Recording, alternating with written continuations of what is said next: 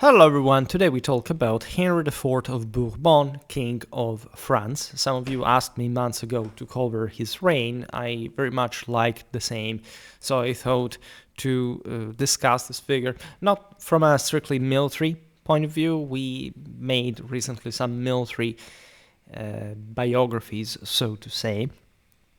Today we focus on the king, this character that, as you know, was incredibly crucial to entangle the very complicated and bloody matas, like of the French wars of religion, that weren't actually finished under his rule, but that he dramatically contributed to conclude.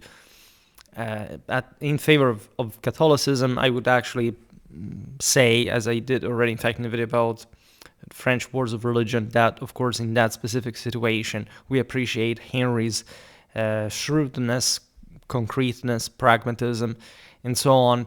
You will understand better why if you don't know the story, but you can check both videos, this one and the one I just mentioned, to understand why that was the case.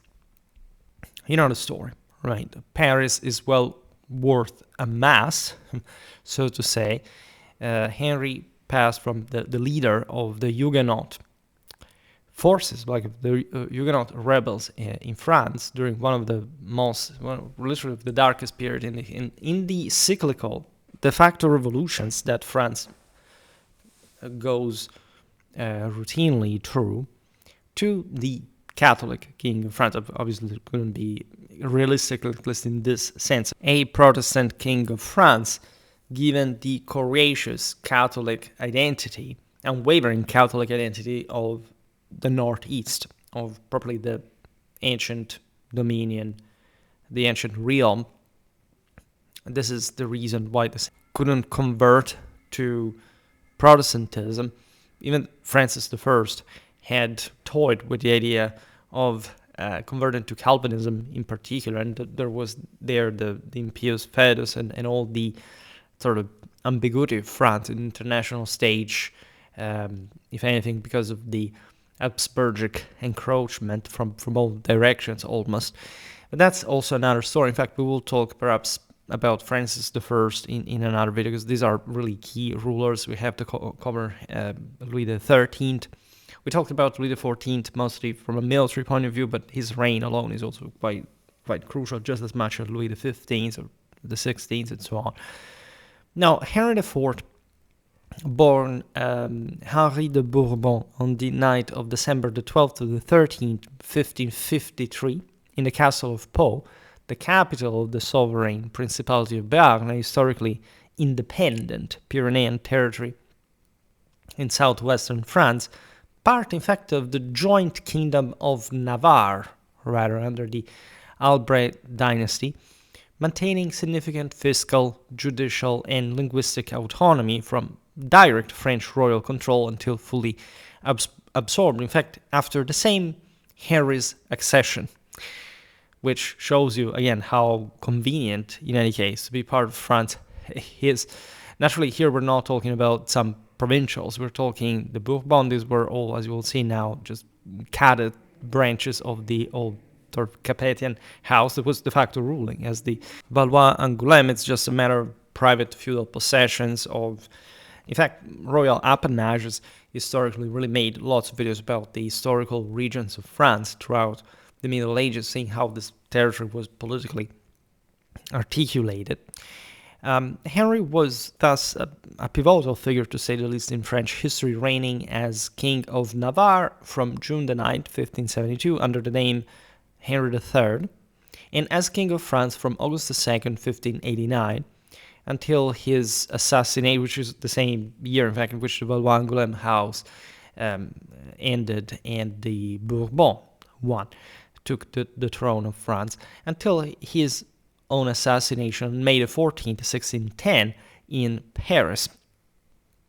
Famously enough, yes, I didn't want to spoiler you the end, but that's, how he went. It's a sad story. Known as Le Grand, that is the great, also Le Bon Roi Henri, good King Henry, and most famously Le Vert Galant, the Green Gallant. We'll understand now how and why, due also to his amorous pursuits. Despite his advancing age, he was really the first monarch of the House of Bourbon, the cadet branch, as we were saying, of the Capetian dynasty, the ancient royal house of France, founded in 987 by Hugues Capet, from which the Bourbon descended via younger sons after centuries of Valois rule. There is all very specific political climate at this point. There is not much, in fact, confessional clashes anymore that were still a thing.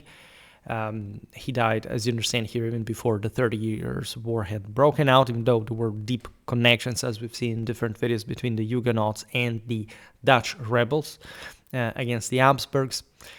But in fact, a time that would be marked, in fact, in the later in the following generations, mostly by the concept of regicide, right? This extremistic, terroristic policy, so political theory that naturally underscored the increasingly more complex moral, societal, institutional landscape in a time that was essentially continuing the traditional, if you want, medieval way of conceiving monarchs. We sort of created the idea of the Renaissance, of the early modern age, etc. Naturally, there were many things that were like these accelerating and heading towards, in fact, ever more extremistic, anti-traditional ideals, but also in parallel, in fact, with a robust state building that was the only way, in fact, any country at this point could be competitive, especially in the West. France inheriting, naturally, this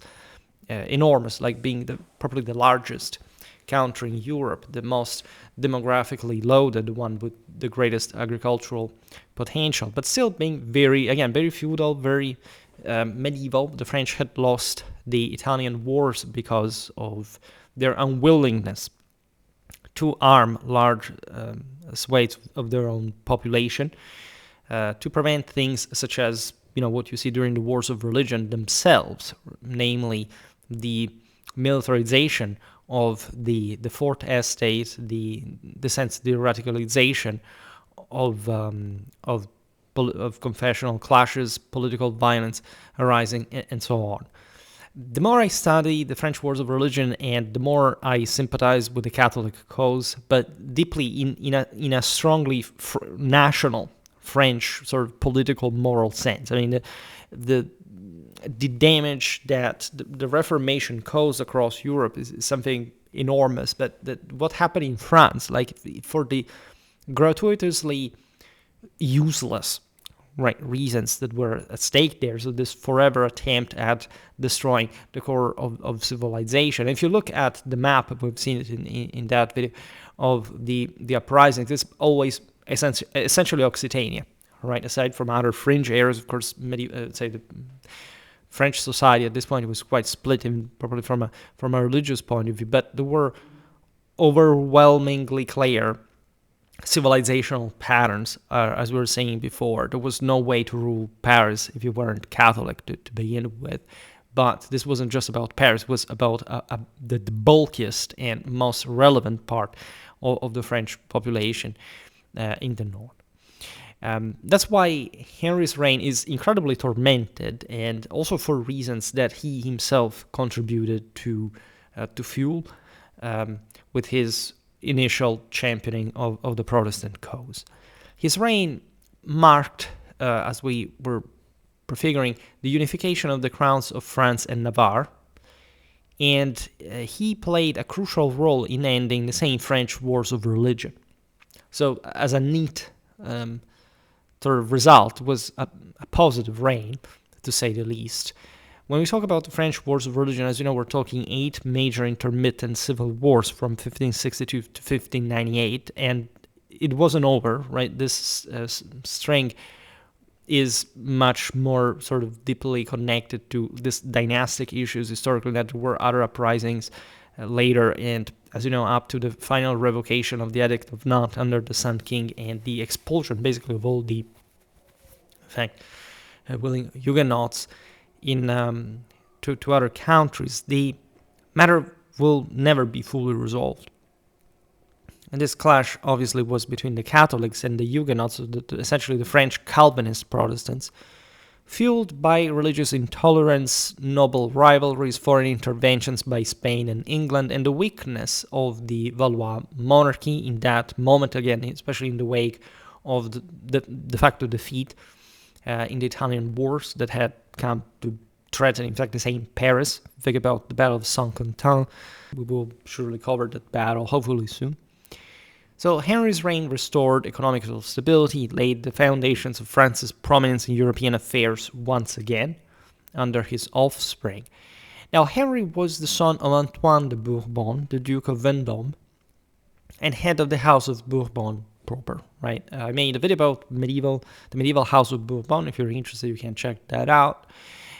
His mother was Jeanne d'Albret, Queen of Navarre, reigning between 1555 and 1572, that had publicly, as scandalously at that level, by the way, royalty converted to Calvinism in 1560, marking it the state religion of her domains and becoming a major protector at that point of the Huguenot cause as well.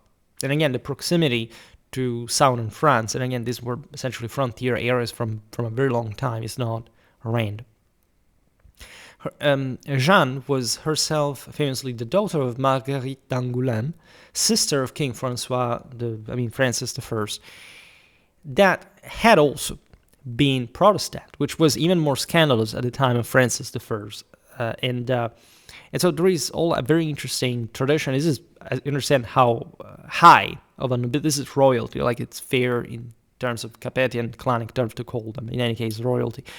As a descendant in the male line of King Louis IX, Saint Louis, at the 10th generation, think about that, Henry was the first prince of the blood, positioning him as the natural successor to the French throne under Salic law, so the medieval customary law, later codified in the 15th and 16th centuries themselves, that barred women from inheriting or transmitting the French crown, preventing, in fact, foreign claims and justifying Valois succession in 1322. France will never have a ruling queen, unlike England, for example, that from the 100 Years' War had, in fact, began sort of this trend of favor, because there was Salian law there up to that point, and later, sort of for political reasons, it happened, of course, for England to be ruled by queens. The naturally Salian law prioritized at least male heirs in the event that the House of Valois that ruled from, so as a sub-branch again of the Capetians, from 1328 to 1589, as a senior cadet branch holding the throne, thus for over 250 years, produce no legitimate male descendants. This scenario unfolded with the successive deaths of the sons of Henry II. Famously enough, born in the castle of his maternal grandfather, Henry II of Navarre, Henry's birth was a celebrated event, as his grandfather had long desired a male heir from his only daughter. According to and that's why we're talking d'Albret, Bourbon, etc. So, according to chroniclers like Jean-Baptiste Legrand and André Favant, Henry's grandfather performed a traditional Bernet ritual, rubbing the newborn's lips with garlic and having him inhale the aroma of Jurançon wine, a practice believed to ward off illness, which, as you know, was dreadfully, as abundantly the cause of death for children, even of this higher ranks. Henry was presented with a turtle shell, traditionally considered his cradle, which remains displayed in the castle of Pau in a room attributed to Jean d'Albret, and this is why he was eventually called Le Vert Galant, because of the green of the turquoise. Now, as the eldest son, he received the title of Prince of Viana, following Navarre's custom. Henry was baptized as a Catholic on March the 6th, 1554, in the chapel of Pau Castle by the Cardinal Georges d'Armagnac, the Bishop of Rodez. His godfathers were King Henry II of France and Henry II of Navarre, from whom he took his name, and his godmothers were Queen Catherine de' Medici and Isabeau d'Albret. his aunt and widow of the Count of Rouen. King Henry II was represented at the ceremony by Cardinal Charles de Bourbon-Vendôme, was Henry's paternal uncle. Henry spent much of his early childhood at the Château de Coarraze in Béarn, where he mingled with peasants during hunting expeditions, earning the nickname Meunier de Barbaste, that is to say, the miller of Barbaste. His mother, Jeanne, who had converted to Calvinism, raised him in the strict moral framework of the Protestant Reformation, however, which surely deeply informed him.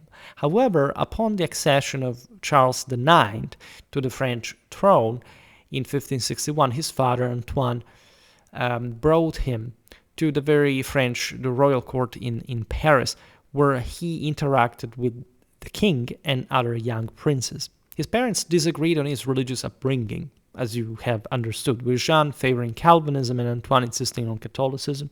Definitely at this point in history, in these countries, it was incredibly common to have, even the Holy Roman Emperor at some point would have de facto a crypto-Protestant belief.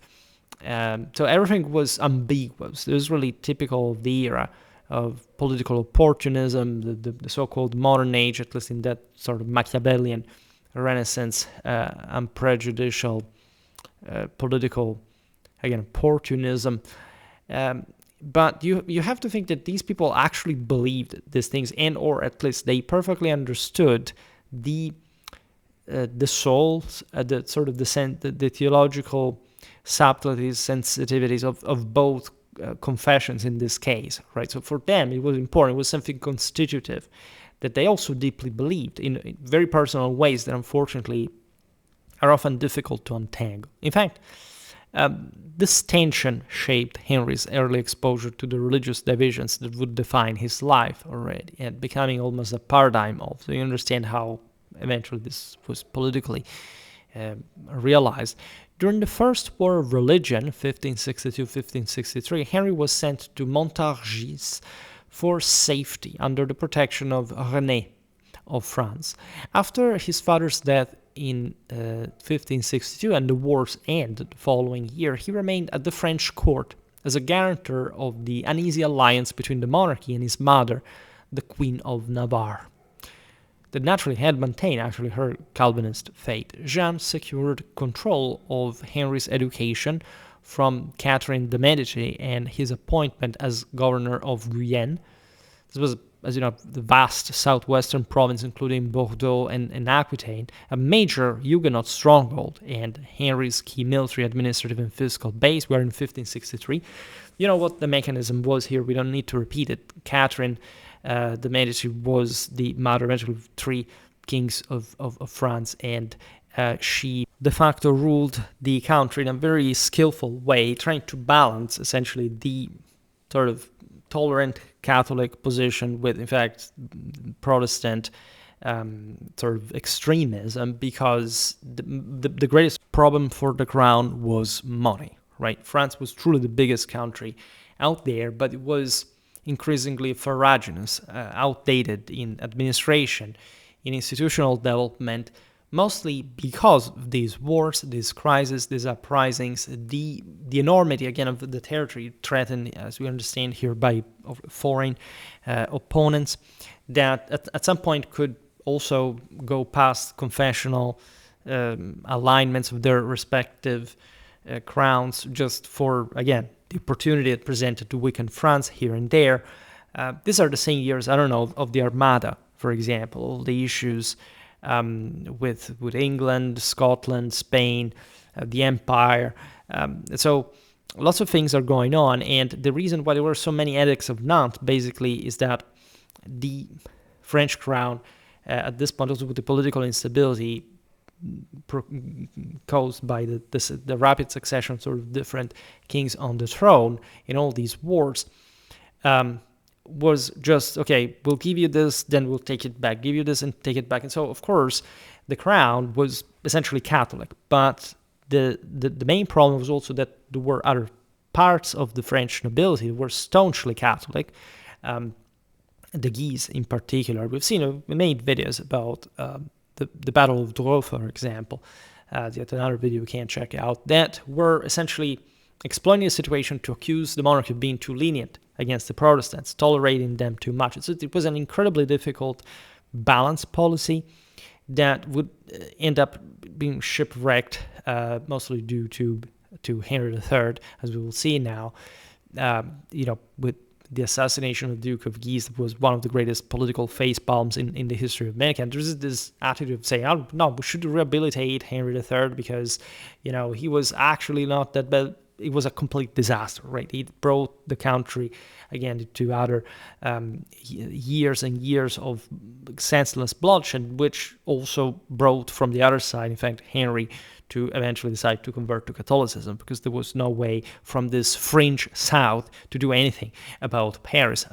And in fact, as we've seen here, his stationing in Aquitaine was paralleling a pattern that we've seen over and over and over again since the Angevin times, the 100 Years' War, the English routinely landing at Bordeaux in Guyenne, and from there launching they weren't chevauchés anymore, but essentially backing the Huguenots in this case. And not only because England was at this point already a Protestant country with the Anglican Church and everything. So there are lots of very interesting aspects to this, also the same French Gallicanism, etc. We'll talk about this in other videos, but we're here mostly to look at the context of Henry's sort of life, his perspective, so to say. In fact, from 1564 to 1566, understand now he's the heir also of his fortune, and from probably a royal background, Henry accompanied the same royal family of France on their grand tour of the country in between this wars, reuniting at this point also with his mother after a 2-year separation, because remember, he had remained in Paris at that point, where also his mother had been contributing to fight against the crown. In 1567, Jeanne brought him back to Bern, where Henry began his military education. He was fairly young, he was just a kid, an early adolescent. In 1568, he observed his first campaign in Navarre. And during the Third War of Religion, 1568-1570, under the tutelage of Huguenot leader Gaspard de Coligny, he witnessed battles of Jarnac, La Roche-l'Abeille, and Moncontour.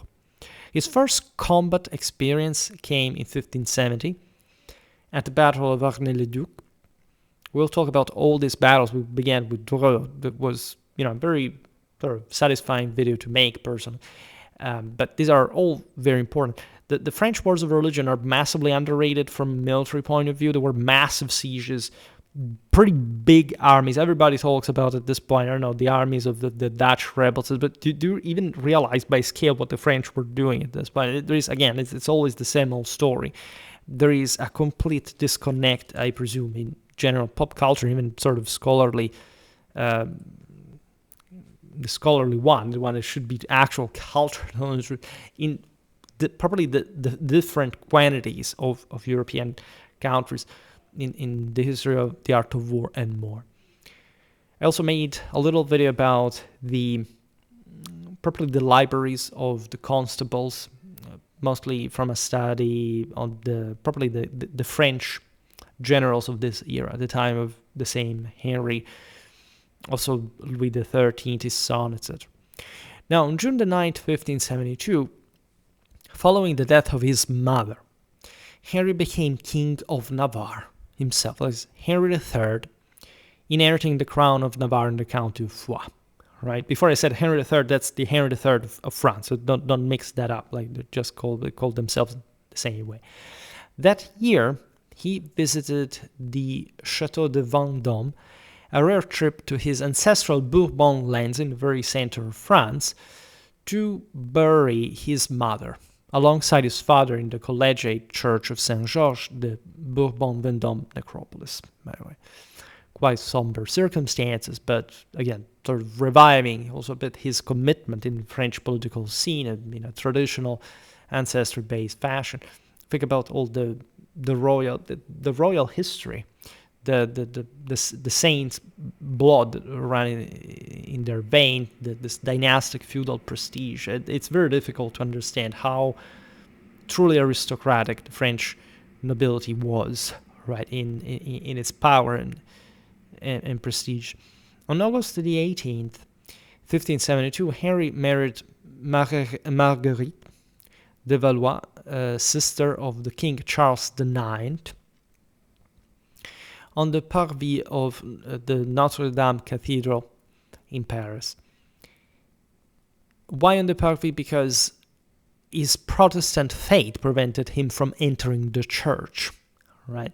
So think about even how humiliating this was, at least in the broader confessional struggle, but how strong was also Catholic faith control on Paris. The marriage, initially opposed by Jeanne, because that had been organized when Henry's mother was still alive, was intended, in this case, to foster, in fact, a reconciliation between Catholics and Protestants, right? Because these were literally like the children of the King of France. However, tensions in Paris, exacerbated by an assassination attempt on Coligny, culminated, famously enough, that's the context, in the massacre of St. Bartholomew's Day, where on August the 24th, 1572, this was a mass killing of thousands of Huguenots in Paris and provinces, triggered by Catholic fears after the failed Coligny assassination, escalating the wars of religion dramatically. Coligny had been commanding the Protestant forces against the king, had sort of terrorized the Parisian outskirts. So it was not really a welcome presence, and there was all a massive plot ordained by, of course, Catherine de' Medici and all the sort of the court, where, again, like also Henry risked his life. It was a pretty dramatic event. Thousands of Protestants, including many who had come for the wedding itself, were killed. This had to be the major pacification. It shows you how much they actually hated each other, how everything was still burning under the embers. Very recent events, after all. This had to be a peace marriage, so they turned into a bloodbath. Henry spared due to his status, however, because nobility does really count something. This is not properly a revolution. Before I said it, for the sake of, if you think about, again, the Jacquerie, but politics naturally is always different in a way. Henry was forced to abjure Protestantism 5 days later and convert to Catholicism to sort of simply survive. Kept under surveillance at the French court as a de facto hostage, he formed, however, a political alliance with François d'Alençon, that was the king's brother, and participated, in fact, also in the siege of La Rochelle in 1573. It's always an ambiguous relation. After involvement in the malcontents, so in the 70s and the 80s, there was this coalition of disaffected nobles, both Catholic and Protestants, opposing royal centralization, fiscal demands, and seeking provincial autonomy and reforms. So they were basically just a bit like the German princes trying to exploit the messe to sort of destroy the state, if possible, at their own benefit. They ordained a plot themselves. Henry was imprisoned because of the same with Alençon at the Vincennes dungeon in April 1574. King Charles IX's clemency spared him from execution. They weren't to do that. Upon Henry III's accession, so here now properly Henry III of France, Henry, his namesake, received a pardon at Lyon. In fact, he attended the new king's coronation at Reims as well. I made a video about medieval Reims if you are interested in the sacrality of the crowning place of the kings of France since Clovis's times.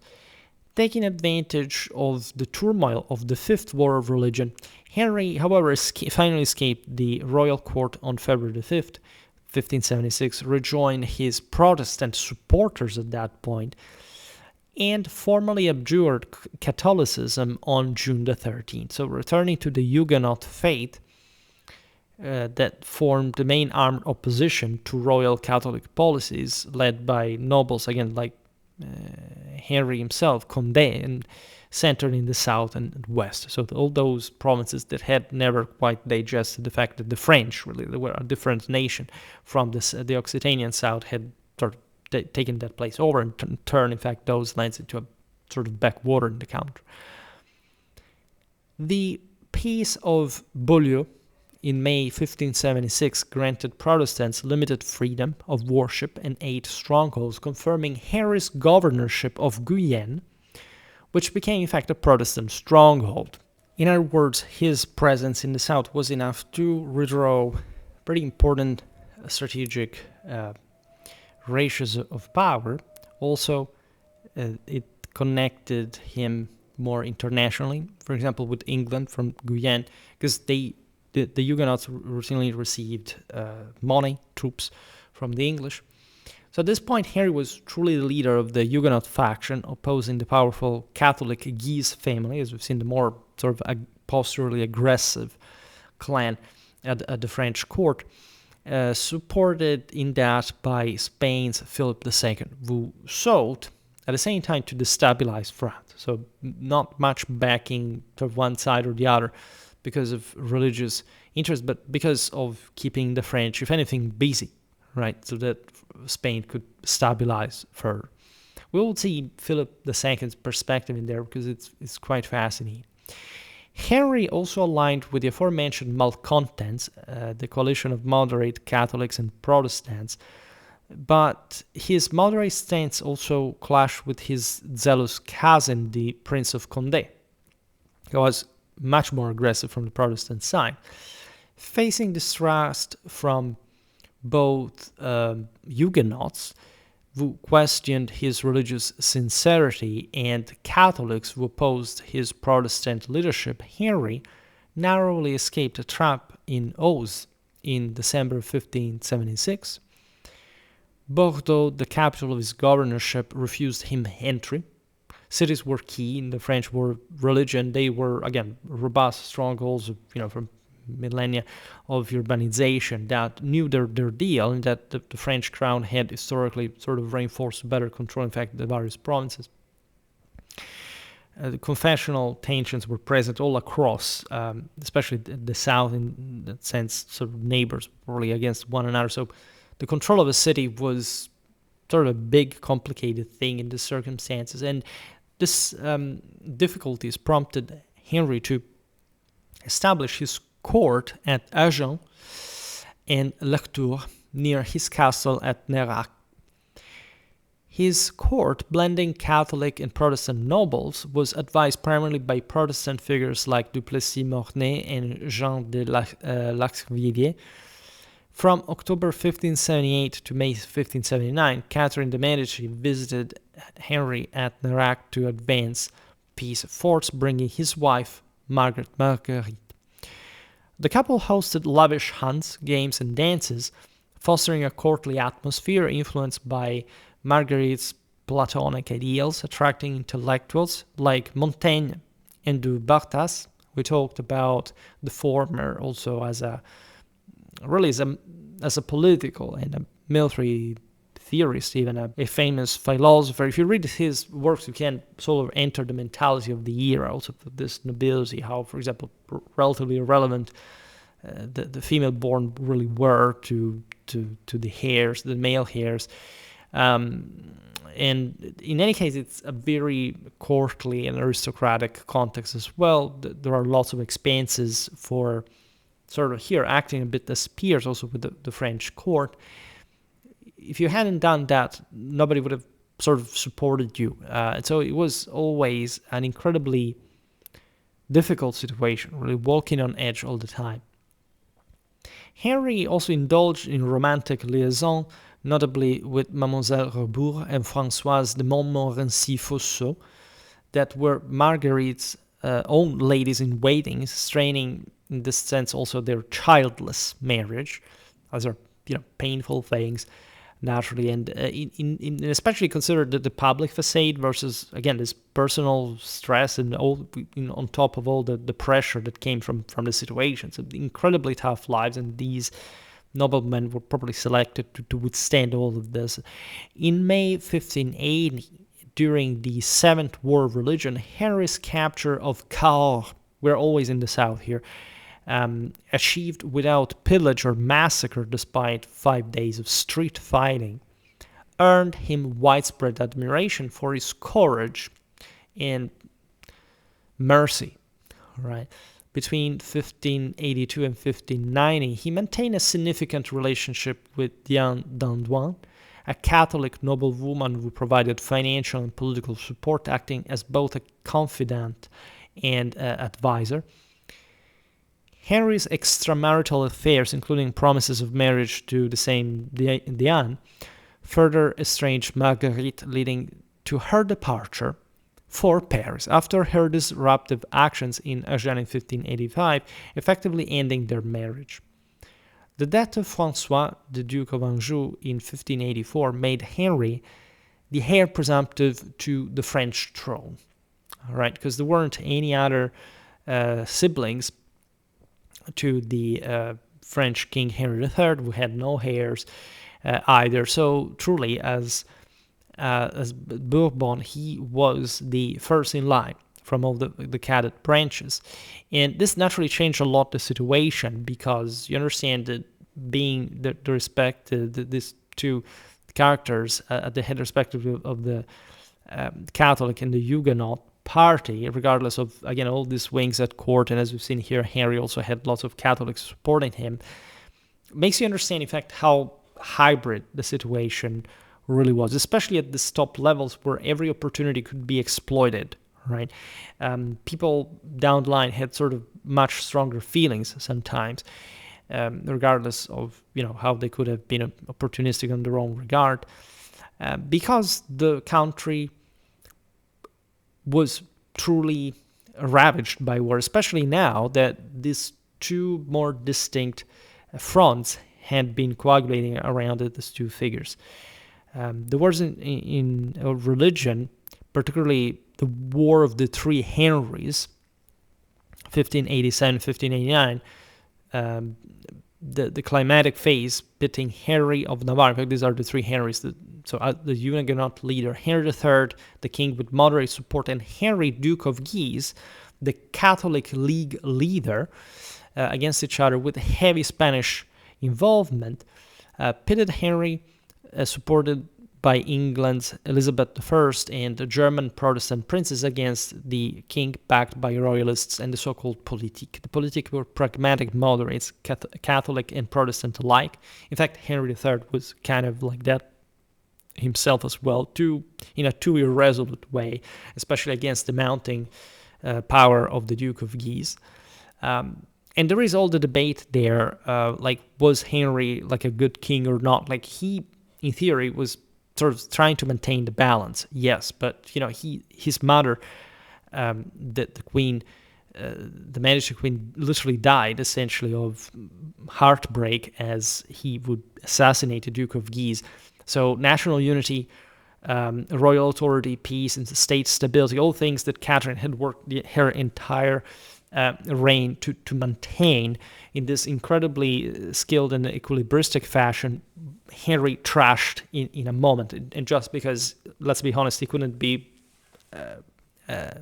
enough of a man like the Duke of Guise, as a matter of fact. Duke of Guise, that with the Catholic League, that was in the sense the most uncompromising force in France against the Huguenots, it did very aggressive at some point. The Duke had entered certain royal residences, making their own. He was essentially a step away to make a coup to install as king also the famous cardinal. And so it was an incredibly dangerous situation, a situation that degenerated rapidly. Right, Henry the Duke of Guise, the probably leader of the Catholic League, this powerful ultra-Catholic militant alliance formed in 1576 under him, right, under his leadership, to eradicate Protestantism, block concessions to Huguenots and oppose weak royal policy, was also, as we noticed before, heavily funded by Spain's Philip II. And it was the mounting force, the one after which most of France really was, like the decisive moral majority of France. And that's why, in fact, the Catholic bloc will remain always hegemonic at the end of the day. These wars, these uprisings in the south were enough to engulf the system, but not to erase the most obvious realization that one of the most powerful regions in Europe was unequivocally Catholic, and you couldn't dislodge it from Paris, from the north.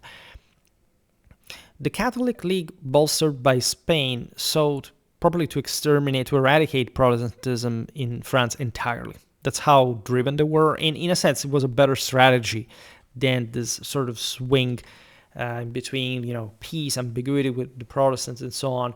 And indeed, Henry had been fairly lenient with them. It's not like he was fully siding with them, but we'll understand what happened now. So how sort of weak and sort of pathetic even the figure of Henry III really is. I really can't stand him, honestly. Like, there's been an attempt at reevaluating him, also because, in part, also a bit of a liberal historiography wanted to stress the fact, that he wasn't that bad, because also, of course, mostly he was famous because of, in part it was propaganda, in part it was real, that he was homosexual, and that in this sense he was not much of a ruler to begin with. And if you look at his administration, it wasn't this sort of incapable in certain things, but his political decisions were what precipitated his entire reign. It was completely disastrous, a completely idiotic thing, and completely against the interest of the crown, and for doing what, eventually going over to the Protestants. That's what he literally did. So he shamed the crown. It's really a despicable figure. On July the 18th, 1585, under the Catholic League pressure, Henry III, the King of France, signed the Treaty of Nemours, revoking Protestant concessions and ordering their conversion or exile within 6 months. On September the 9th, Pope Sixtus V also excommunicated Henry of Bourbon, declaring him ineligible for the throne. So to try to prevent any possible Protestant succession to the throne of France, because the picture was that, like, Henry was heir apparent to his royal namesake, and this was an incredibly dangerous situation where you could have literally France, at least in theory, turning Protestant at the top, which again was not very realistic, but again, war would have ensued in a disastrous way, and the Pope needed France as a healthy Catholic power at that point. Henry responded defiantly through jurists like Pierre de l'Etoile and François Ottman, who published polemics against the papacy. At this point, you have the press, you have like some sort of different means to spread ideas. Henry's province of Guyenne on the Atlantic faced, meanwhile, invasions by 3 royal armies. Right? If you eradicated that, you would also sever, again, the Huguenots from the English support across the country. However, Henry's military prowess shone at the Battle, for example, of Coutras on October the 20th, 1587, where his sort of consistent use of cavalry annihilated the royal army led by the Duke of Joyeuse. This was a great victory. However, it did not improve like the political situation for Henry, because at that point the Catholic League's dominance grew. Right? They attributed the aforementioned defeat to Henry, to the king's irresoluteness, but in fact the king, fearing their power, ordered at this point the assassination of the Duke of Guise and his brother, the Cardinal Louis, that again would have, in their sort of Catholic plan, sort of bypassed Henry of Bourbon in succession. Where in December 1588, you understand how strong the papal connection really was, but oddly speaking, we are in the same year of the Armada, how the Spanish were actually playing the other side, right? So you have this very interesting sort of renaissance political entanglements that are all but intuitive. This shifted, by the way, the political landscape again, prompting Henry III and Henry of Navarre to reconcile. Consider that also, again, Spain had been massively defeated at this point in the Atlantic, and so there was a massive Protestant comeback that, in a sense, favored the dialogue between the two Henrys at this point, especially. But the assassination of the Duke of Guise will not be digested. On April the 30th, 1589, the two Henrys signed a treaty at Plessis-les-Tours, allying against the same Catholic League. In fact, the king had literally had to abandon Paris, and that's where he basically escaped to Henry. The Catholics now, again, the Catholic League in particular, because it was properly a military alliance, controlled Paris and much of France. So basically, the king had been expelled. Together, the two Henrys besieged the same capital in July 1589, but on August the 1st, Henry, the king, was assassinated by Jacques Clement, a fanatical Dominican monk. So you have this, as we'll see now, dark pattern of regicide, but in this sense, Henry, after the Duke of Guise had been assassinated, did not really have much to leave, really. And on his deathbed, the king formally recognized Henry of Navarre as his legitimate successor, urging him to convert to Catholicism, though, the fate of most French subjects. So you want to appreciate at the end of the day that probably the king felt deeply, especially in the point of death, like what really mattered in all of this, and probably as a way also to amend his mistakes, like in life, at least in death, a successor could restore the Catholic faith of his parents, etc. So, hence Henry IV, before he actually controlled Paris, right? Henry IV, King of France and Navarre, faced immediate challenges. Because, as you understand here, further war has been ignited by the death of the Duke of Guise, and Henry has barely any other option but at least attempting to defeat the Catholic League militarily. This will ultimately prove a fruitless enterprise, and that's why, as we will know, he would switch confession to rule peacefully on Paris and essentially also bringing an end to most of the wars of religion. Three-quarters of the French, particularly the Catholic League, rejected a Protestant king to begin with. I mean, not even Protestants as such were necessarily too happy per se that the king would have been herring this bone. Not because he was Protestant in that sense, but because they knew what this would have entailed. They knew that he would have not been accepted as his leader anyway, as king. Pope Sixtus V's excommunication and the League's proclamation of Henry's uncle, the Cardinal Charles de Bourbon, as Charles X, further undermined his legitimacy. Henry's army, initially 40,000 strong, dwindled to 20,000 as Catholic royalists deserted at this point. Remember, there had been some individuals sort of loyal to Henry, to the king, that had somehow kept following him even when he was allied with a Protestant, but now they were unwilling to serve the Protestant. Supported by England and German troops, Henry achieved victories at the Battle of Arques on September the 29th, 1589, defeating 35,000 League troops under the Duke of Mayenne, and at Ivry on March the 14th, 1590, where his white-plumed helmet became legendary. I also have, in fact, some painting here depicting him with it, as he reportedly rallied his troops with, quote, "Ralliez-vous à mon panache blanc, vous le trouverez au chemin de la victoire et de l'honneur." That is to say, rally to my white plume, you will find it on the path of victory and honor. Despite these successes, he failed to capture Paris in the same 1590, as Spanish forces at this point under the Duke of Parma relieved the city. So you have at this point the Spanish that, as we've seen, had been heavily beaten by the English at this point, not to, to come back on their footsteps of supporting Catholic France, at least because that also had been partly a novelty. During the Italian wars, they had come very close themselves to take Paris. But the Duke of Parma from the Netherlands, where, as you know, lots of other interesting things were happening, intervened in favor of the League.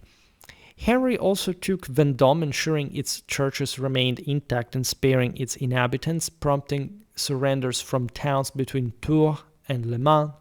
But these are still relatively peripheral centers, so yes, they are an affront to at this point probably not quite a literally leaderless country, but one that will not, in fact, convince with the election of another king or something. Now, the League's inability to agree, in fact, on a new candidate after the same death of the Cardinal of Bourbon in 1590 weakened their position. There wasn't much, even properly, in the French institutional mechanism that could mask the fact that Henry was the legitimate heir to the French throne. And at the 1593 Estates General, Spain proposed Infanta Isabella Clara Eugenia, but the Parliament of Paris upheld Salic law, saying we will not have a queen, rejecting female succession and foreign interference. Like, who are these Spaniards to bother to begin with? They were against us up to the day before. Now, encouraged by his mistress, Gabrielle d'Estrées, in recognizing the exhaustion of both sides, finally, Henry announced his intent to convert to Catholicism. On April the 4th, 1592, via the Expedient, so-called Expedient Declaration. This is a major turning point in the whole picture. You can imagine, even always, during any war, like the very intense negotiation, the sort of, at this French high nobility level, like the very individual ties, personal connections by properly elite standards, correspondence that would have existed to properly to check the pulse of, say, I don't know, the Parisian policy and all this stuff. And so Henry understood that all this bloodshed was objectively useless. Also, strategically speaking, it was not an headway that he could make. He always remained some sort of secondary force, military speaking, in the country. And so on July the 25th, 1593, he solemnly abjured Protestantism at Saint-Denis Basilica, that I made a pretty big video on, just to explain what was Saint-Denis Basilica, that is France par excellence, right? It's the Asgard, really, for the French. He was baptized Catholic because he had abjured Protestantism, so he had actually been baptized Catholic when he was a baby, but now things had to be remade properly. He was baptized by Jacques David de Perron, though attributed the apocryphal phrase Paris vaut bien un masse, so Paris is well worth a mass. His conversion was a pragmatic move to secure the throne. I will probably insert this in the title and where and another. So I know it's apocryphal, but it's really, really worth such properly sort of illustrating term. Now, on July the 22nd, 1591, Henry had issued the Edict of Nantes, reinstating the limited Protestant liberties of the 1577 Edict of Poitiers. But, so in fact we call it of Nantes, but there had historically been also sort of different places where this had been issued. It's sort of more conveniently we call it like that. And naturally there were changes throughout this. However, we don't have to think here the Protestants were winning. On the contrary, like the king had, Henry had passed properly to the Catholics, and in fact this edict failed to satisfy Huguenot demands for broader religious freedom. It had basically been the same content of the previous Catholic sort of royal attempts at sort of balance, but obviously without giving sort of a proper tolerance to the Huguenots, just certain concessions, some autonomies.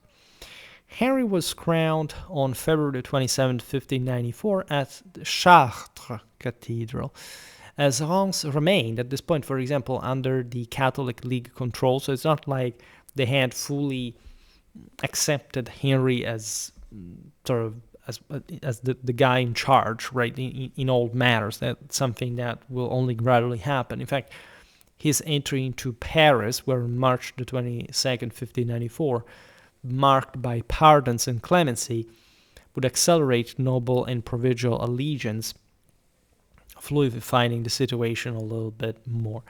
Pope Clement VIII, in the meanwhile, lifted Henry's excommunication, where on September the 17th, 1595, solidifying his legitimacy as fully internationally and most importantly Catholically, Romanly recognized King of France.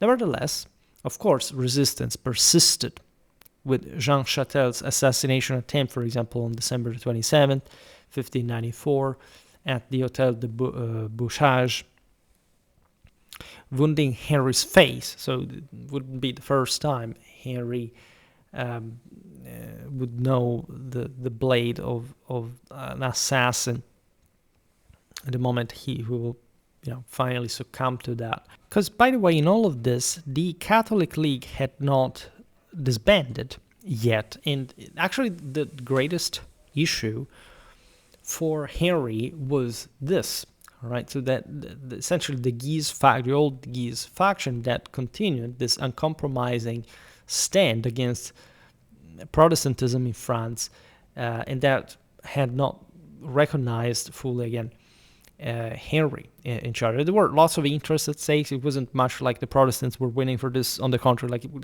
as you have understood by this point, these were all kind of different factions, or factions within the faction, and so on. But that's where things went better, also for the overall situation in France, and in a sense for the same Catholics, when Henry crushed the League at Fontaine Française on June the 5th, 1595, with just 300 men against 1,200 cavalry. As you understand, this is not a dramatic showdown. It was not such an enormous battle, but it was very important to secure loyalties. Consider that Henry had spent 25 million livres on bribes in order to have himself accepted as a wall. This also necessitated the doubling of the taille tax, sparking yet another revolt, the one of the coquins. These were essentially peasant uprisings between 1594-95 and 99-1600, mostly still in the southwest. So you see here essentially the now Catholic king from the north rises taxes, and Vaudois rebel. Of course, the same places that had actually supported Henry back in the day, the still largely Protestant Occitania. Right? And consider that this was a rebellion also in a social sense, because it was the noblemen who essentially monopolized control of the local institutions. We've seen it also for the following century, say the one further in the 18th, in the video about the beast of the Gévaudan, right? And so the Huguenot movement, as you know, as the whole Reformation in general, is a very complex and complicated thing, right? But there was definitely a social component to this as well in the South. And this rebellion it shows you again how France routinely has these issues with public order because of the mass of people and the vastity of the territory, that what is really politically at stake. And this uprising was brutally suppressed by royal troops, by the way. We're talking the provinces of Poitou, Saintonge, Limousin, and Périgord. In January 1595, Henry declared war on Spain, that had actually provided the same Catholic League with troops. So in fact, at the aforementioned Battle of Fontaine Française, Henry had been fighting against the Catholic League and Spanish forces, against them. And he had framed at this point like the continuation of the League, in fact, as treachery. However, Spain, that now had been recovering from her past issues, realizing that Henry was consolidated in France and really strengthening its power once again, intervened more directly. The Spanish from the Netherlands captured Amiens in March 1597, so very close to Paris, right? Henry managed to retake the city in September anyway. Facing financial strain, as always you would add, he convened the Assembly of Notables in November 1596. This approved the pancart tax on goods entering towns. On April the 13th, 1598, after the Duke of Mercoeur's surrender at Angers, Henry issued the Edict of Nantes, comprising 4 sections into brevets granting Protestants limited worship rights, 3 universities, synods, and a state within the state, essentially creating a semi-autonomous Huguenot security system with fortified towns, garrisons, judicial protections, limited public worship in designated areas, and private worship rights elsewhere, while affirming Catholicism as the state religion in ending the wars. This aspect is quite fascinating because when we will study more and better various campaigns of the war, we realize that, as we were saying before, also in the South, where the Protestant presence was more concentrated, the actual capacity of association was feeble. I mean, as we've seen, even the crown had problems raising an army, having sort of difficulties in exacting taxes, tolls, and so on. You can imagine how a stateless community like the Protestant one could organize itself. This was, again, still a very medieval kind of scenario. You have cities, some which maybe have a majority, a minority of Protestants that have to cope with one another, the local communes, like the local noblemen, lords, traffics, markets, like where can these communities gather, where not. It's a very complex mechanism, one that shows how objectively difficult, even for now the relatively pacified French kingdom, was to properly assert a direct control everywhere, but this was not even really needed. As we've seen before, Catholics and Protestants at some point had even cooperated in sort of from both sides, politically speaking, for different reasons than merely the confessional issue. So at the end of the day, the most important thing was to have pacified sort of the main object of contention. The succession of Henry had played a pivotal role in that. So you understand there even how much sort of a dynastic issue was at stake, and how instrumental, so to say, also confessional issues were, regardless, as we were saying at the beginning, of the fact that people at the time really and deeply cared about that.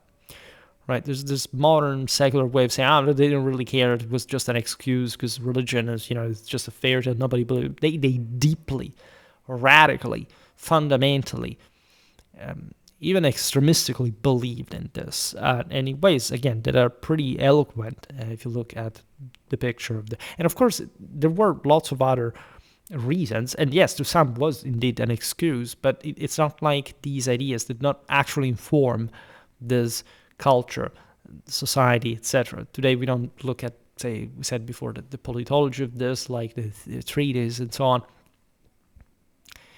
but indeed mix this also with all the ambitions that the higher nobility of France could have in general. You have there the perfect storm, a storm of over 3 decades of civil wars. Though parliaments, notably Rouen, resisted its registration until 1609. The Peace of Bourbon, signed on May 2nd, 1598, ended hostilities with Spain as well. There were still the Pyrenees in between, just to cite Henry's grandson's statement in the 18th century. It seems almost incredible, but so it was. This also freed Henry to address the Duchy of Savoy that had been creating issues as well. That was an imperial land. Spain's control of the Spanish Road, this strategic Habsburgic military corridor through Savoy and the Alps connecting Spanish holdings in Italy to the Low Countries, was crucial for troop movements and major point of Franco-Spanish tension. And this, in fact, prompted a dispute over the Marquisate of Saluzzo. That was actually from the Italian side, but that's where, in fact, this how deep also the French interests were, again, still historically in the Italian peninsula, especially at this point in the northwest. After failed papal arbitration, Henry invaded Savoy. That was mostly, as you know, the core land, at least territorially, of the dynasty from the French side, right, of the Alpine watershed, even though it was, most of the power was based in Piedmont already. Where in August 1600, Henry conquers territories that had always been contended between historically the Dauphiné and Savoy. We've seen this also in the videos about the Dauphiné. We have to talk about Savoy, right, more. The king captured Bresse, Bougé, Gex, and Varomé. The Treaty of Lyon in January 1601 ceded these to France in exchange for Saluzzo, creating a choke point on the Spanish road. Henry's first marriage to Marguerite of Valois, as we were seeing before, was childless, partly due to his congenital hypospadias, corrected surgically after the age of 40. This is a pretty sort of uncommon pathology, but we will not enter in the details of that, but it's sort of interesting also the fact that medicine of the time could address these issues. So it was likely also Henry's fault, by the way. After Marguerite's retirement to Rousson and their separation, we saw before, the marriage was annulled completely in 1599. And in part for this, because Henry had basically been, in that sense, physically unfit.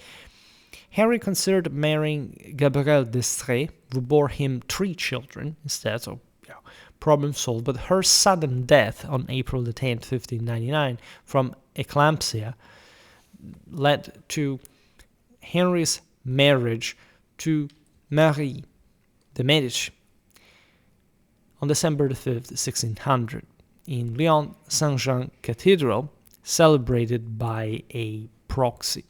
As far as eclampsia, by the way, it is think about all the issues, even just in the sexual sphere, the very serious pathology of labor that is characterized by convulsions, and it can rise during the same pregnancy, and it can cause very serious also sort of circulatory issues that can happen also after the birth and so on. In any case, it is sort of can hit almost 1/20 of gravidances. Now, Mary's dowry cleared a year's debt for Henry, and she bore him 6 children. In fact, it would have been Louis XIII, 1601, 1643. The latter is also the year in which the Sun King rose to the throne as a kid, as a matter of fact. He was born 5 years prior. Elizabeth, 1602, 1644. Christine, 1606, 1663. The Monsieur d'Orléans, 1607, 1611. Gaston, 1608, 1660, and Henriette Marie, 1609, 1669. These are all sort of famous figures, if you know the various dynastic entanglements later, married, also, with international, ended up on foreign thrones, participating to the later Fronde, having all sort of a kind of interesting connections also with Louis XIV. Henry's extramarital affairs continued, notably with Henriette d'Entragues, who bore 3 children and conspired against him, when her demands for legitimacy were denied. This was actually a big scandal at the time. He was really very passive in that sense. A very strange figure, Henry, in that sort of especially sentimental shenanigans. Also, you have Charlotte Marguerite de Montmorency in 1609. Montmorency, by the way, were notoriously also yet another one of the most powerful Catholic families in France. Charlotte Marguerite flight with her husband to Brussels, by the way, so in the Spanish Netherlands, fueled tensions during the Jülich succession crisis. Henry's domestic policies, guided by ministers like Maximilien de Bethune, Duke of Sully, focused on economic recovery after this devastating generation of almost completely protracted warfare. As a consequence, agriculture was revitalized, reaching 1560 production levels by half a century later, dramatically enough. Sully declared partial bankruptcy, however, reducing debts, for example, from 36 million to 16 million livres to Swiss cantons between 1602 and 1607. The 1604 Paulette tax, an annual tax on the hereditary transmission of venal offices, creating a stable revenue stream but entrenching the sale of offices and the rise of a new bureaucratic nobility. This was also a lesson learned from the prior era, right? France had to modernize as a state, and in a sense, the nobility had to be restricted in autonomy. I mean, Henry himself knew really better, given that he waged war consistently from the periphery against the same crown in Paris. There was all a mechanism historically for this noblesse de robe to augment its relevance. This is all a policy continued by Louis XIII, Louis XIV, as you very well know, making offices hereditary, essentially. So those who already had the resources could naturally secure their position, but it became an ever more elite sort of locked thing, creating also noblesse de robe at a lower level, the nobility of the gown, officials and judges who purchased offices. Provincial level as well, contrasting with the traditional noblesse de pays, this word nobility of military origin, of probably noble blood. This containment of the noblesse de pays, its feudal background, was naturally a way to concentrate power, monarchically speaking. It also slowed economic growth to an extent as wealth flowed into titles, but in the way in any case the monarchy would receive part of this wealth, it was enough because there could be a greater control on the system from the within. Naturally, this increased discontent at different levels. The same confessional issues had never been fully quelled, and we know better. Henry promoted industry, however, establishing silk weaving in Tours and Lyon, linen production in Picardy and Brittany, tapisserie manufactures at the Louvre, Saint-Marcel, precursors to the Gobelins. In all this, it's interesting to point out that many of these craftsmen were Protestant, were Huguenot. And in fact, a great part of the reason why these communities were tolerated is that they were particularly active, entrepreneurially minded, which at least fits the stereotype of Protestants being up to that. Again, this could be in France to a degree, definitely not in places, I don't know, like Scotland or Hungary, whose Calvinism surely, didn't, place these countries definitely at the top of the economic development of the era. Henry distributed 16,000 copies of Olivier Dasser's The Theatre of Agriculture. The 1604-1642 Brigard Canal, designed by Hugues Cosnier, linked the Seine and Loire, pioneering modern canal engineering as well. This was very important because, of course, those were the major waterways of France. Henry's urban projects included in Paris the Pont Neuf, the Place Royale, that is today's Place des Vosges, Place Dauphine, and the Louvre's Grande Galerie. housing artists to foster a cultural renaissance known as the Henry IV style. He protected forests, built tree-lined highways, and ordered plantings at Fontainebleau. I urge you to visit Fontainebleau if you've never done that, aside from Paris and say Versailles and so on. Now, internationally, Henry countered Habsburg dominance through alliances with Protestant powers. England, the Dutch Republic, the German princes, and Venice, that was a bit like an honorary Protestant power, though it obviously was Catholic. There were jokes, as you know, in England, in the Netherlands about this, and for reasons we'll see if anything in another video. Naturally, no, we don't enter the complexities of international politics, but as we've seen, allegiance would switch depending on the circumstances. The 1604 Franco-Ottoman capitulations with Sultan Ahmed I granted trade privileges. That's yet another Turkish-French connection. While embassies to Morocco and Tunisia strengthened ties with those coastal areas, because the French were trying to compete with Spain, that had historically strived to control the North African coastline. Historical, so later the French will have some adventures there. It's interesting to see this in hindsight. Henry supported, in fact, also French exploration, granting fur trade monopolies to Pierre Dubois de Monts and Samuel de Champlain, that we've seen in the video made this year on Canada. From the War of the League of Augsburg to the 7 Years' War, we will have to continue that. This, in fact, had brought to this was even before, of course, the settlements in Acadie, 1604, Quebec in 1608. In 1600, Henry backed a trading company to the Moluccas and Japan, though its ships faced setbacks. In 1609, Pierre-Olivier Malherbe reported on his global travels, including meetings with Emperor Akbar. The Ulugh-Clev in India, back succession crisis in 1609. So Henry backed Protestant claimants against the Habsburgs. This was, in any case, a policy that even Catholic France will continue, as you know, in the following decade, to say the least, under Louis XIII, Richelieu during the 30 Years' War and beyond.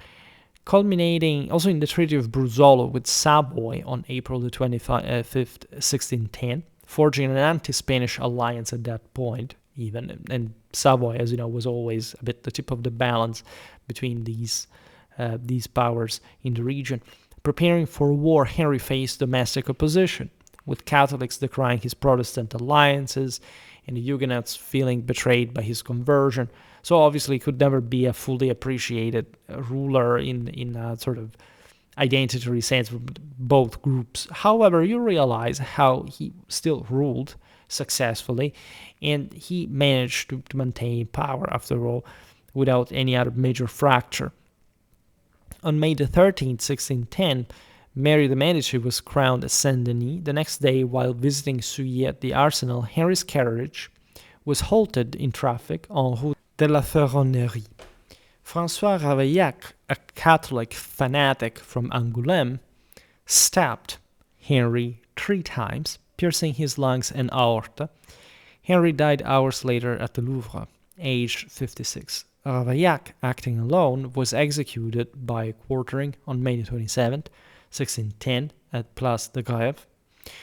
Ravaillac is a, derelict figure again. He was radicalized, but he was just, he had a very dark past and so on, and, he was just doing so as if it had been just another thing. In any case, this was also part of the confessional hatred that had historically existed. Again, there were lots of voices, booklets and all against the king. This was, again, the age of regicide, and Henry, as we've seen also with he had witnessed to directly in a political sense, to the assassination of his same predecessor.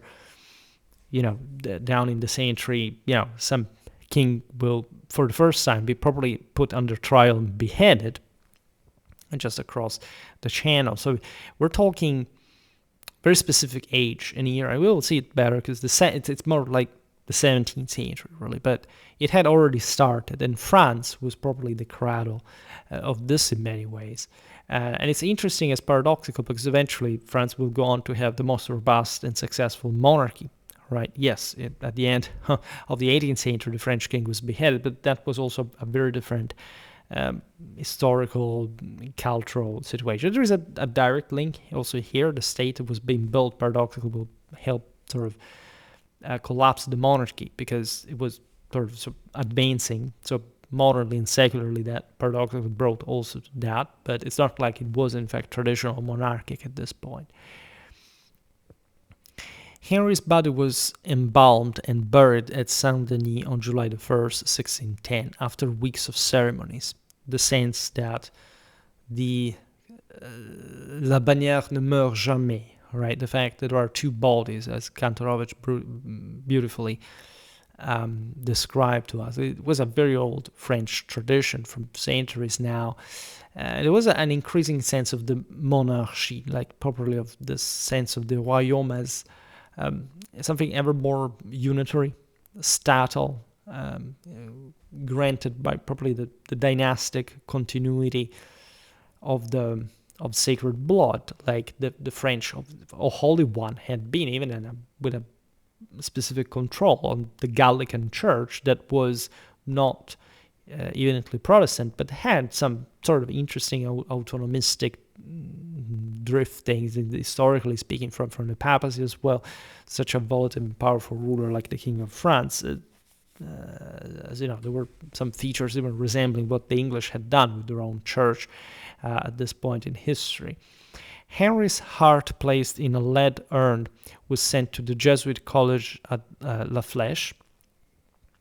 This is very interesting because obviously the Jesuits were the top-notch sort of Catholic order, a papal counter-reformistic push. Here you understand also from probably the decades how recent certain events had historically been. Even the same Reformation, and especially like its French developments were just matter of, again, what the same Henry had witnessed in his lifetime directly, so as a protagonist, as the greatest protagonist. Needless to say, dramatically enough, during the Revolution, Henry's tomb was profaned, his well-preserved body exposed, and his head reportedly severed. Later resurfacing in 2008, this fortunately enough at least, but this is, the pure, from the days of purest savagery of the anti-traditional French Revolution, all right? Scientific analysis by Philippe Charlier in 2010-2012 using tomography, carbon-14 dating, and DNA comparison with Louis XVI's presumed blood, by the way, suggested it was Henry's proper, like the head, and that noting a lesion also from Chatel's 1594 attack, the one, again, that had struck in his face. However, 2013 study in the European Journal of Human Genetics disputed this, right? Because it says that there are discrepancies with living Bourbon descendants' Y chromosome. In any case, this is sort of, we're looking at the man in his reign, in his life, and bodily remains are relative importance. Louis XIII, age 9, succeeded him. All right, this is sort of story that we'll share with his own son, right, as he will die when Louis XIV was now, in fact, her king is at 5 years of age. This Mary de Medici was regent, Louis XIII, until 1617. Rule alone, he came of age. Naturally, this is a very dark, sort of brutal context, thinking that your father as a king had been assassinated. As you know, Louis XIII is a very interesting figure, but you can feel, in fact, a bit like the Baroque art of the time, is lack of center, right? This sense of disorientation of, what's this world upside down? How could a king be assassinated, right? It's something terrible. It was not the first or even the second time that this had happened in history. However, right? It was a greater injury. It was something that now complicated dramatically the political landscape, international things. So that's also something that sovereigns worked to fix in a way. It was also the product of some less power held by the monarchy. After all, as we've seen, the entire issues had been fueled mostly by the fractal nature of France. There was still, again, essentially a big feudal oligarchy, as opposed to something more statally compact. Great steps would be taken by Richelieu, by Mazarin, but right, it will be just Louis XIV who will truly create something else entirely, creating the modern state as we know it. As we understood, Henry fathered numerous illegitimate children, at least 22, including César, Catherine Henriette, Alexandre de Bourbon, with Gabrielle d'Estrées, and others with Henriette d'Entragues, Jacqueline de Bouille, and Charlotte de Zessart, many of whom were legitimized, by the way. Rumors, unconfirmed, suggest Samuel de Champlain as a possible illegitimate son that, as you know, had very sort of relevant Canadian sort of foundational role in the country's history. Henry's reign, marked by religious tolerance, economic reform, and strategic diplomacy, transformed France. It earned him enduring fame, though his religious shifts and high taxes stirred controversy among Catholics and Protestants alike. Never these reigns were simply stable or, predictable. Lots of issues happened. When we think about Louis XIV, I mean, there were 3 distinct revolutions started during Louis XIV's reign, but we don't talk about that because to us the revolution is just 1789, which wasn't even actually much of a revolution. I mean, 1792 is the most important year then, but you see that's also a bit how we give for granted civilization, states, power, and in the case of France, this is the best possible example ever. And it's, as we see on Schwerpunkt, a lot sort of not understanding this part of sort of romance, power, historically, or at least understanding it's some sort of side thing compared to specific other developments, mostly what at this point were mostly Protestant countries. And indeed, like England, the Netherlands were gradually stepping. I mean, in Henry the Fourth's reign, England was particularly, you can say, backward in absolute terms, but never was lagging behind the continent in many ways. It will take a revolution there, something that the English at some point wanted to obscure, like especially after the French Revolution. No, we didn't really have a revolution. Those are the frogs that have that. But the 17th century, but also the first part, is very fascinating because it shows you how, from probably a Renaissance feudal world, like you have the build-up of a true modern state. Much of what we also, for example, in the banking, the myth of the infantry revolution, of the military revolution. I mean, the notion would be that, I don't know, between the end of the 15th century and the mid-17th century, this was this massive radical change, but it's really like the moment in which everything took off was literally the mid-17th century. Basically, revolution, which is a terrible term, at least if you say, I don't know, the French Revolution, the American Revolution, the Russian Revolution, we know this entered the vocabulary. But in general, to attach revolution to everything, it is not a revolution. Fortunately, we're a bit past that in historiography, but it's still something people somehow have attached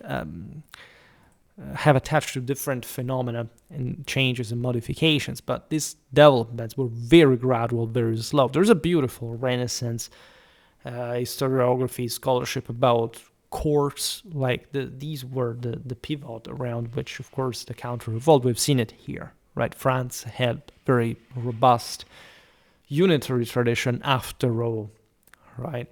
But the country was sort of still a step away from falling apart. This is also true that from the time of the Fronde, there was yet another revolution. Right? There were 2 major ones, as you know, down the line in a few decades. And so there you have to understand the psychology. Figures like Louis XIV, why those reforms? why this attention? Well, because they had lived, even as children, this turmoil. And never underestimating, in the sense, the personal dimension of politics, why a ruler behaves the way he does, and what's in his life, what is in his background, right?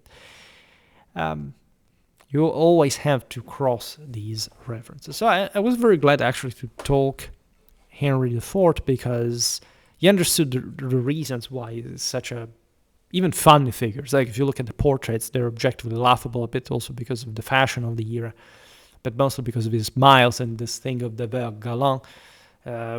Anecdote is that he never baited. His stench was something terrifying, but this, as we've seen, didn't prevent him from sleeping with basically anyone as he had the chance. And so so it's not like we have to desecrate figures at all, but say we have to understand a bit the plenitude of them, also personally, characterally, because today's video is just like a minimal introduction to the figure if you've never heard of him and so on. But I really think that the period of French Wars of Religion is well worth way more than a mass, by the way. Like, we really have to talk about this again. I probably create with him now a playlist about the French Wars of Religion, because it's such a fascinating figure, and especially again from a military point of view, absolutely underrated, absolutely put aside in a way in inexplicable terms. Like the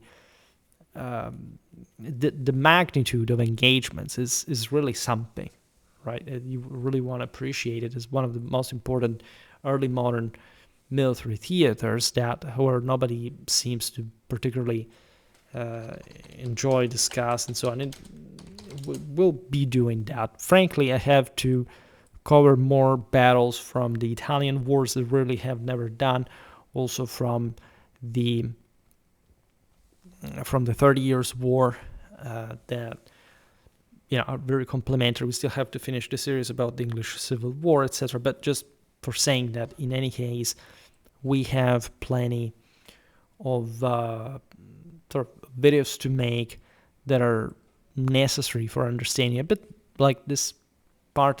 We never really talked Spain more than much. So one of my dreams was to expand on Schwerpunkt, on Renaissance history, and we're only gradually doing that, but just a video a day is too few to cover everything. And so it's really a lot of work, but it's satisfying, right? It's easy at this point to make videos. Everything ties well. You probably have this fairly compact. There are some gaps, as we just noticed, but if you go, for example, I don't know, here, 16th century playlist, we recently also, it's relatively recent playlists, and we replayed 93 videos, for example, 602 views, not of the sum of the individual, but videos, but in general, right? This is starting to be something a bit more coherent than it used to be, but it's still relatively few, right? Not so much 17th century 95 videos, and much less views, interestingly. I thought you liked very much the 17th century, at least the videos probably got more views even. But again, really, really glad to have made almost 200 videos altogether from these two centuries. We recently expanded in the 18th as well, so I really care about the modern history, just the modern warfare proper content, and we'll keep adding stuff because it's very difficult to maintain a balance after that.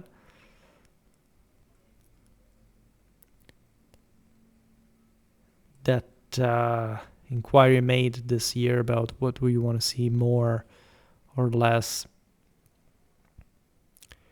of eras. Here I see the 18th century only 37 videos, right? It's less than half of the 16th, the 17th. It's, it is that problematic. It is that sort of difficult to balance everything well. But sometimes it's also because, I don't know, there aren't enough views, or in fact, having made historically more videos about other centuries, other eras, people tend to stick to those somehow. So it's very complex actually for a channel of this size now, that is sort of small to mid kind of level, to get the same amount of views for all topics, because they're differently balanced, and this sometimes does influence the thing. I'm focused on the Middle Ages and antiquity. You like that also more in general.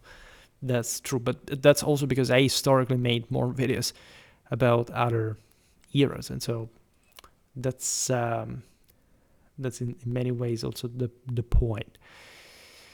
YouTube is strange, it's weird, and it's difficult to grow. This year was terrible, honestly. Like last year was great, especially the second half was like, it was so easy to get views. Now YouTube changed the algorithm thing. Everybody complains there are no views, and this is the result, but it's on us to make things work better, really. So these videos do not get properly publicized, but we also need to publicize them by ourselves. Like the problem I noticed on the channel is mostly the fact that we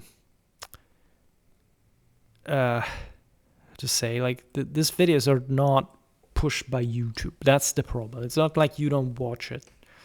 You tend to, but YouTube itself does not push the content out, which is fairly weird, again, because some content is worth watching. Like, it's really characteristic. It's sort of well-made stuff in general from a historical point of view. But when people, again, are exposed to the content, they will stick around. So absolutely, the notion that this is because the format is what it is, this doesn't matter. People like what I do. It's just that YouTube still hasn't ever pushed and doesn't show enough, right? And that's the main problem, really.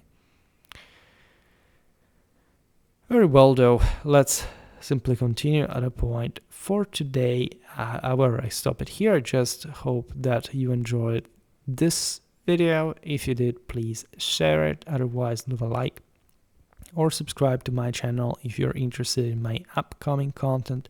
As always, I thank you heartily for listening to me. I wish you a nice time and see you next time. Bye.